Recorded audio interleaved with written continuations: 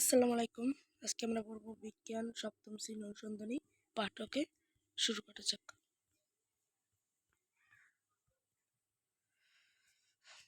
বিজ্ঞান অনুসন্ধানী পাঠ ষষ্ঠ শ্রেণী। তোমরা এটা ভালো করে পড়বা, কারণ আজকে আমরা সপ্তম শ্রেণী নিয়ে আলোচনা করব। ওকে,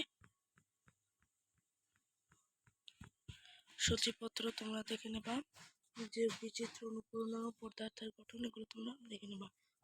তোমাদের কিন্তু পরীক্ষা হবে নবম হতে পর্যন্ত। ঠিক আছে, পরের প্রশ্ন, পরের দিকে যাওয়া যাক। প্রথম অধ্যায় জীব বৈচিত্র্য। শুরু করা যাক। তোমরা যে মহাশূন্য, তোমরা এটা দেখে নেবে ভালো করে। এটা আসবে এখান থেকে। তারপর জীব বৈচিত্র্য কি প্রশ্ন এখান থেকে আসতে পারে, তোমরা দেখে নেবা। তারপরে ইংরেজি শব্দ বয়সটা জীব গুলো দেখে নেবা।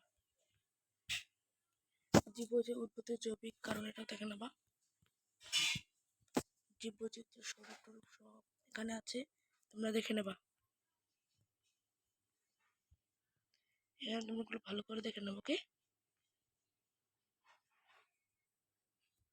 তো তোমাদের এখানে যে সিন্ধু গঙ্গা সমতল, এটা ভালো করে মুখস্থ করে থেকে বড় প্রশ্ন আসতে পারে। সিন্ধু গঙ্গা সমতল ভূমি হলো একটি বিরাট উর্বর সমভূমি অঞ্চল, যা পাকিস্তানের অংশ, উত্তর পূর্ব ভারতের অধিকাংশ সম্পূর্ণ বাংলাদেশ জুড়ে অবস্থিত। অঞ্চলটির মধ্যে প্রবাহিত সিন্ধু নদ ও গঙ্গা নদীর নামে অঞ্চলটির নামকরণ করা হয়েছে।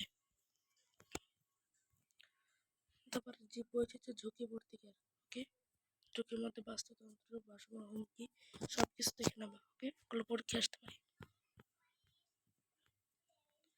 তারপর আমরা পরে ভিডিও দেখবো অণু ও পরমাণু। ওকে, এটা দিয়ে আমরা ভালো করে প্রশ্ন বুঝবো। ওকে, সে পর্যন্ত ভালো থাকো, সুস্থ থাকো, আল্লাহ হাফেজ। অষ্টম শ্রেণীর বিজ্ঞান অনুসন্ধান পাঠ কয়েক মিনিটের মধ্যে আপলোড করা হবে। ধন্যবাদ সবাইকে।